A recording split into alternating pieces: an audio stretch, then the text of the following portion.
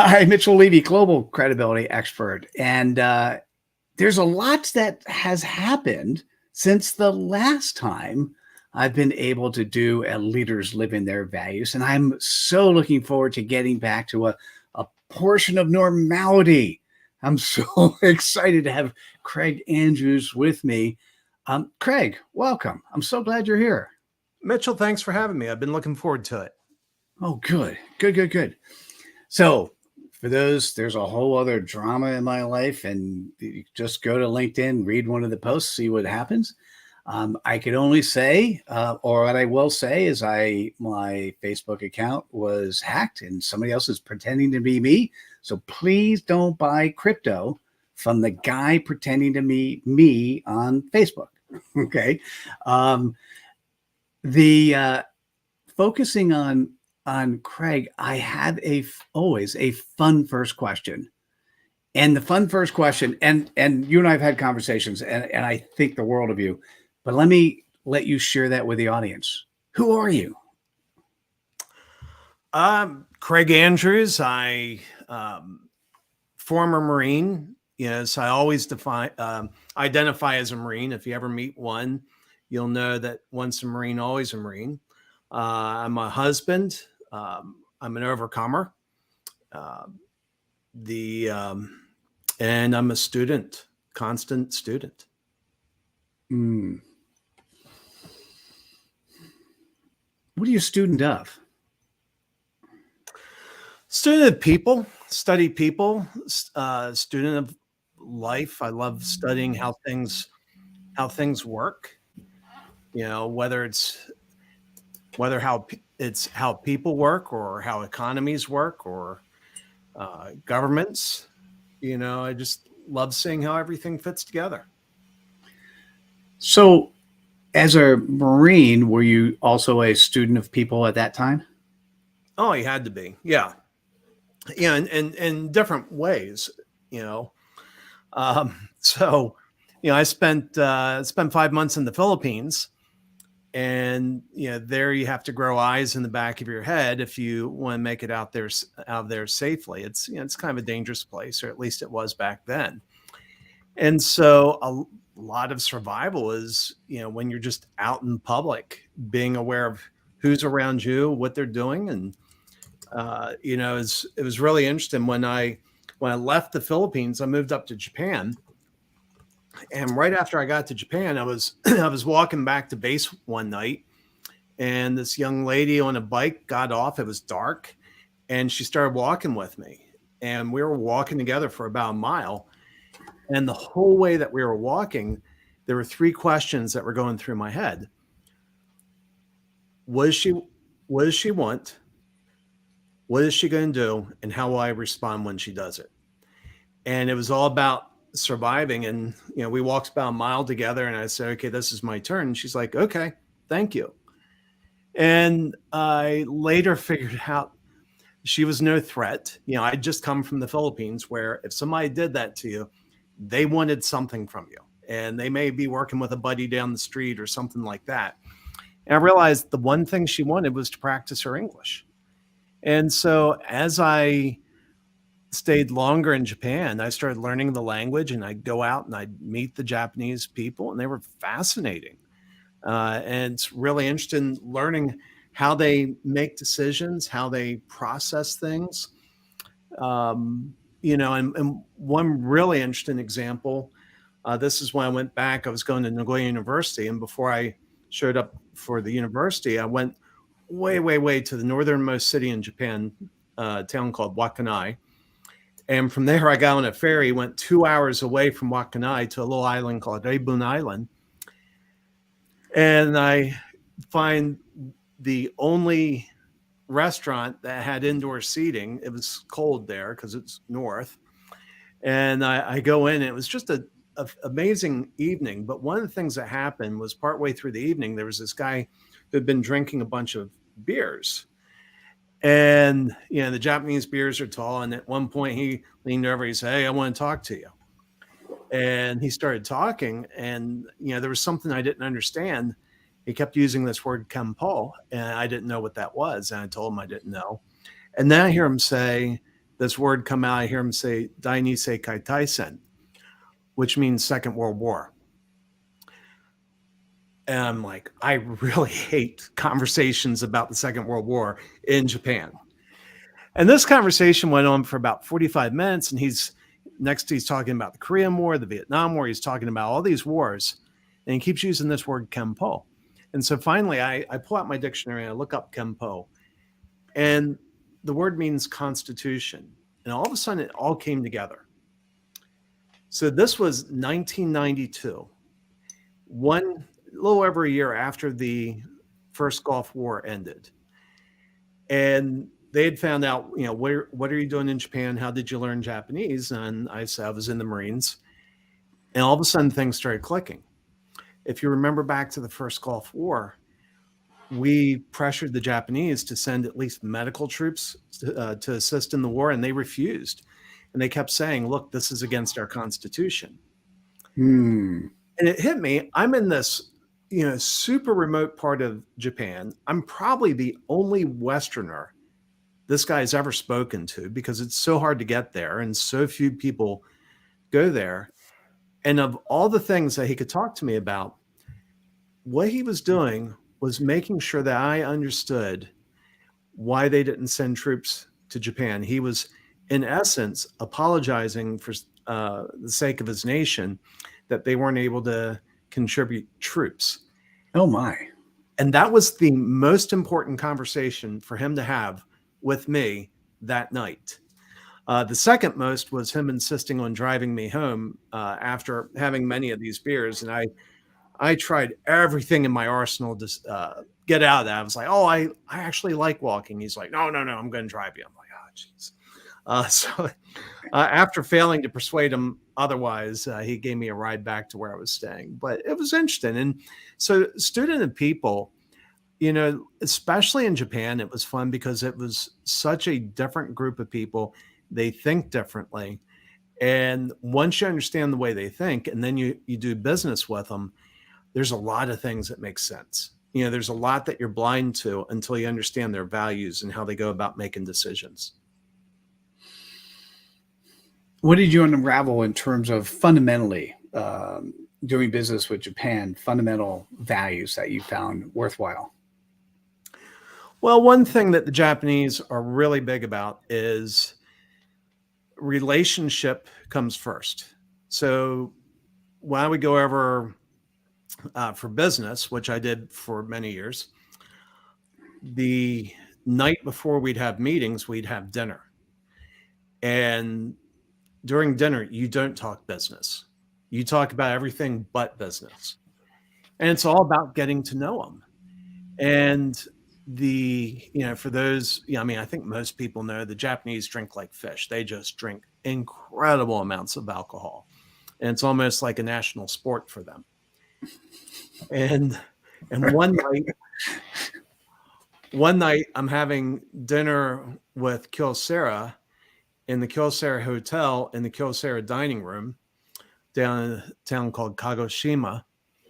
And as we're sitting down in massive dining room by Japanese standards and very elegant room, and there's 2 from Kyocera and 3 from my company, the company I was with at the time. And the senior fellow from Kyocera starts having this conversation with the sales guy in Japanese. And they're talking about what to serve to drink. And the sales guy is like, alcohol, beer, sake, of course. And the senior guy says, you need to be careful. Not all Americans drink. And I hear them going back and forth. At this point, they don't know that I speak Japanese. And he says, what would you like to drink? And I'd been hearing the conversation, and I'm not a competitive drinker. I drink one or two glasses of wine for dinner. And so I don't want to get in a drinking contest with the Japanese. And so I just say, well, I'd love some water, please, or something like that. I forgot what I asked for. But it was so interesting how thoughtful and considerate, but also with them kind of working through that. And so for them, the key is really about relationship. something fascinating happened the next day. So one of the things I would do during those dinners, because relationship is so important, I would make sure that they knew that I spoke Japanese, because I didn't want them to feel like I was some sort of spy. Part of Japanese culture is humility. So you can't come out and say, hey, by the way, I speak Japanese. And so I would, over the course of dinner, I would say something that I knew would draw a question, and I would answer it in a way that I knew would draw another question. And I would answer that in a way that I knew they would eventually say, do you speak Japanese? To which I would say, I would answer in Japanese, and I would say, I speak a little, but I'm not very good, which is a standard response. Even if you're very fluent, that's the answer you give. And so the next day, we're getting ready to kick off a meeting. It's a full day of meetings. And at the beginning of the day, the sales guy stands up in front of the entire room, and he's giving instructions to all these department heads. And he says, okay, you guys are going to come in at different time slots, to do business, and here's the people and all the introductions. And at one point he says, be careful what you say. This one speaks Japanese. And he's saying all this in Japanese. Well, the day goes on, and about 2:00 in the afternoon, when nobody's at their best, we're having a meeting with one of the department heads, and he's sitting directly across from me. And we're asking them to do something they don't want to do. And it's going back and forth. And at one point he just says, well, you know what? Panasonic was in here, and they were asking for the same thing these guys are. And we went back and forth with Panasonic, and we showed them our data. We showed them, what we were doing. And eventually, and by the way, a little bit of context, at the time, Panasonic was the number 1 phone maker in Japan, which in their mind would be number 1 in the world. And he's like, and so we showed Panasonic everything, and Panasonic eventually agreed with us. See what they think about that. And when he said it in such an incredibly rude way. It shocked me, and I grunted. Kind of reflexively, I was like, And when I grunted, the guy sat back in his chair, his eyes open, wide open, and he looked up at the sales guy. And the sales guy said, I told you he spoke Japanese. And he kept saying, I didn't know. I didn't know. I didn't know. And so after that little exchange, the sales guy looks at me and he says, Craig, would you like to translate this one? And my response, because relationship is essential, my response was, my Japanese was very rusty. I don't think I understood him. Would you mind doing the translation, please? And so that was a way to help them save face. And, and it kind of reaffirmed in their mind that we're the type of people that they want to do business with. And did you get the deal? Well, I was the customer. And so, and that as a customer, I later went back as the vendor. But in that case, I was the customer. I don't think they ever did what we wanted them to do, which was fine. We had other vendors that could provide what we needed, but we bought other things from them. I mean, obviously we were there for a full day, and we were meeting about all different products that we, at the time I was building, designing cell phones for a living. And so we were looking for advanced parts for our next generation of phones. And so, we continued to work with them. I got some very nice ceramic knives, and then ceramic scissors, and, all sorts of gifts. But, back to your question, what I enjoy is their unrelenting focus on the importance of relationship. It's not just about business, it's about relationship. By the way, just as an aside, it sounds like you were at the Philippines so long ago. Life has a lot changed since you've been there. So last time I was in the Philippines was in the 80s. I think it was 1988. But Japan, I went to Japan for,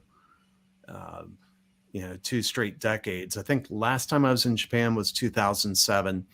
And even then, a lot had changed from the first time I'd been in Japan, and I would imagine it's changed more now. I know there's um, the population crisis that they had when I was there has gotten notably worse. There have been some cultural changes that have driven that. Yeah, but what I love about Japan is one of the incremental attitudes is always improvement, and I like the fact that someone walked with you just so they could practice their English. Whenever I went there, and particularly when I went there with my wife, who has long blonde hair, um, people would inevitably come up to her and ask if they could touch her hair or if they could speak with her or speak with us because they want to practice their English. And I found the boldness and at the same time the desire for self-improvement so high. It was very powerful. Yeah. Yeah, and I think they connect good luck with touching people with blonde hair. So I think that's part of the motivation behind that. We were not offended at all.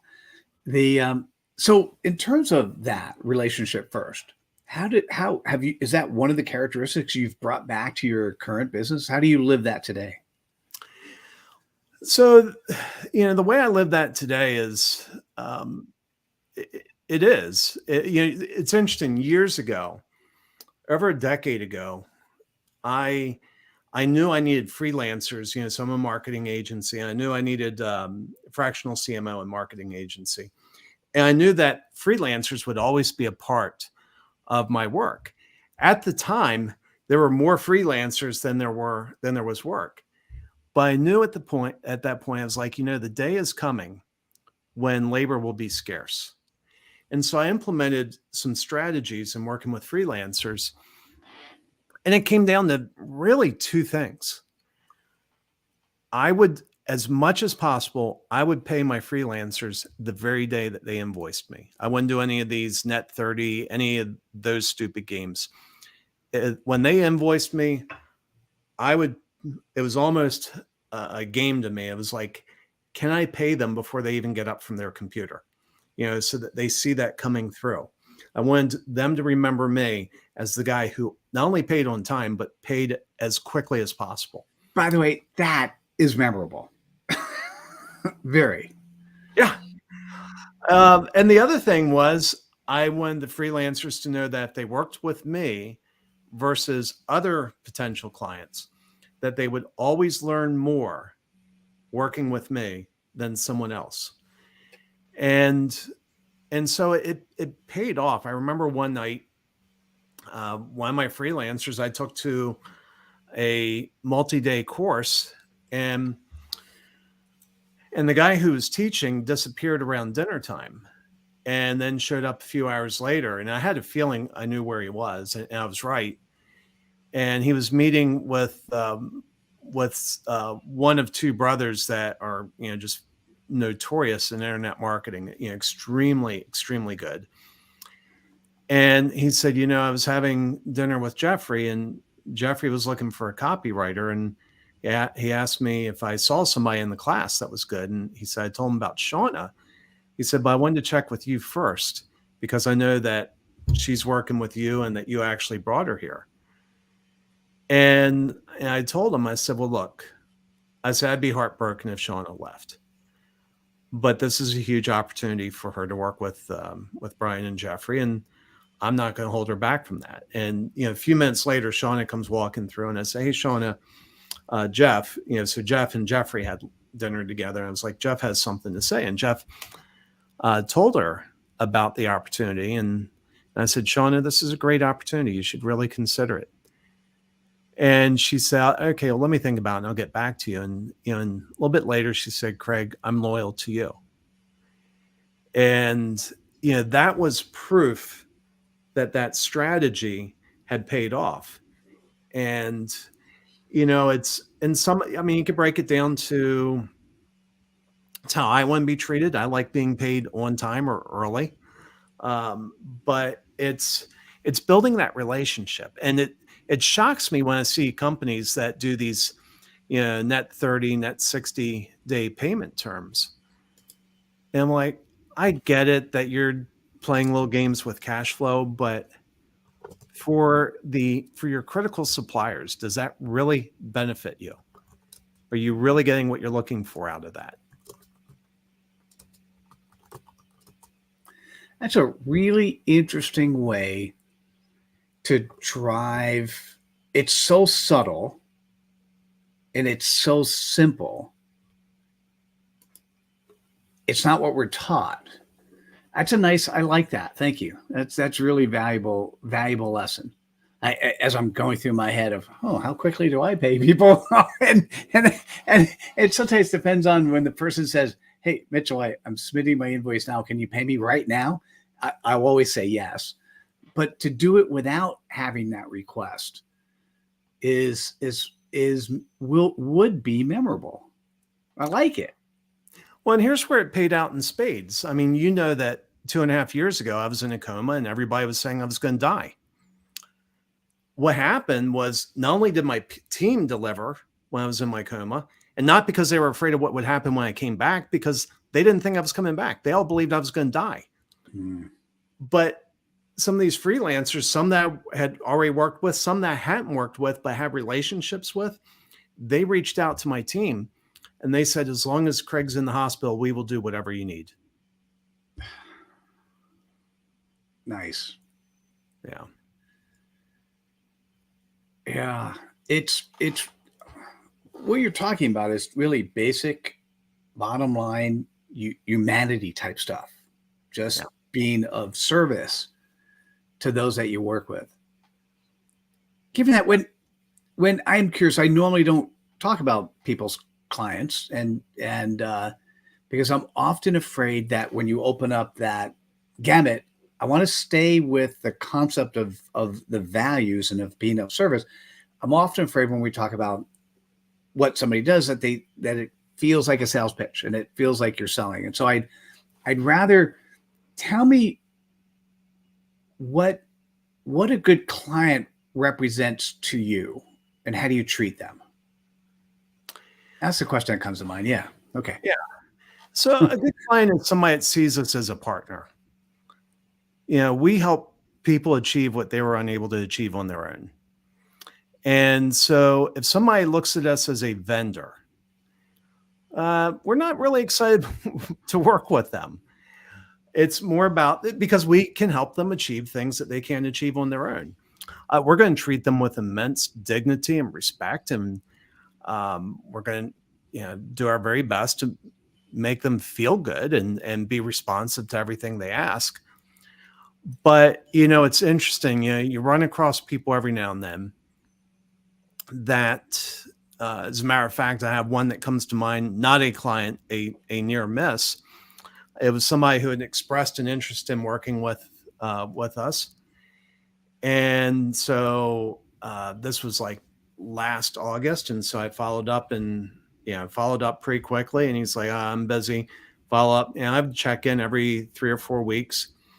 And December 1st, right around December 1st, he reached out. He's like, hey, we're getting ready to engage. And I said, well, we do a complete shutdown over Christmas for 2 weeks over Christmas. Why don't we go ahead and get something on the books so that so we can make sure your needs are met? And no kidding, he waited till the day before shutdown and said, okay, I'm ready. Now he knew when we were going into shutdown because I'd already told him. And and he's like, well, I'm ready. And I said, well, we're shut down for the next 2 weeks. And at that point, he's like, okay, we're going to the next guy. And I was like, oh my goodness. I was like, and that's what I mean. That's not a partner, and that's somebody, when I look at that, that's somebody who, geez, at that point we had 4 months that we could have been working on his deal. And then he opened up a 2-week window over Christmas and New Year. It's like, well, that's not really a partner. Well, what's interesting is I'm in a group of people and I saw him post something to that group. And he's got 2 books that have been bestsellers. And he had a PR agency that helped him get those books as bestsellers. And he said, I've got another book coming out in 2-3 months, and I'm looking for a new PR agency. And I'm looking at this, I'm like, okay, you're firing the people that helped you be successful before, and now you're looking for a PR agency that's going to make this book successful, but you're only giving them maybe 2 months notice. It's like, that's not a good partner. That's not somebody who's being thoughtful. He's not being thoughtful to the PR agency that helped him get success before. He's not being thoughtful to the PR agency because they have to put together a strategy. And honestly, they probably should have started on that strategy 2 months ago, not 2 months from now. And if he had published 2 books already, that's something he would know. Dude, I love those stories. I'm sitting here going, and thank you for doing what you do. Do me a favor, hold up your book. Yeah. That actually a couple, but Make Sales Magical. Yep. And then Hope That Won't Die. There we go.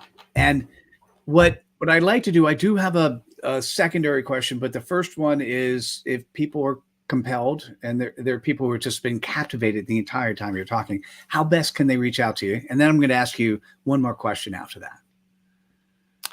Yeah. So the question or the way to reach. Oh, this one's how do people reach out to you? Yeah. The way to reach out is go to my website. It's allies4me.com. That's spelled ALLIES, the number 4, ME.com.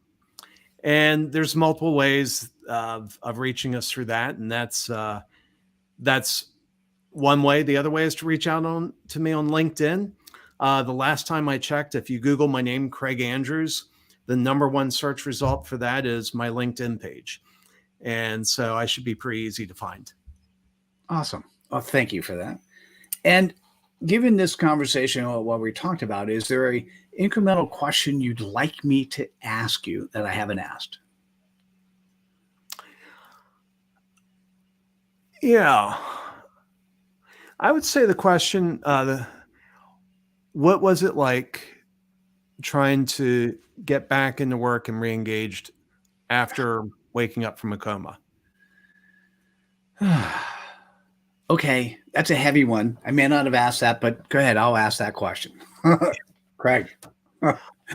Well, thankfully, I had a really good team, and they did a lot of heavy lifting, and they were very understanding. I mean, at the time, I was having to learn how to walk again, and having to energy was not abundant. So it was a combination of showing up, working as long as I could.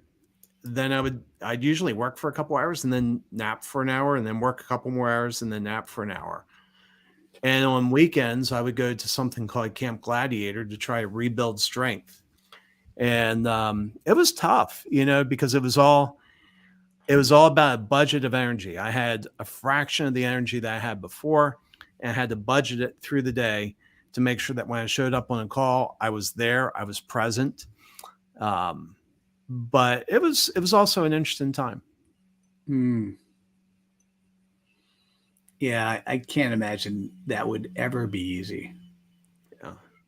You were talking ahead of time that we also don't normally do gifts, but I would love, you had a gift you wanted to share with folks, and because it's a timeless gift, I'm okay with that. Do you want to just talk about that for a second and how people can pick it up? Yeah. So we do something called a irresistible first time offer, and it's a tool to help people close high ticket sales. So if you're a high trust service provider, it takes a lot to get somebody to sign on, and we have some tools that will help you do that better. And so if you go to our website, allies4me.com, and again, that's the number 4, and then do a /credibility nation, all lowercase, all one word, allies4me.com /credibility nation. It'll take you to the page. You can sign up and you'll get a couple gifts. One is a guide on how to build first time offers, and the other is 23 days access to the course. Nice. Thank you.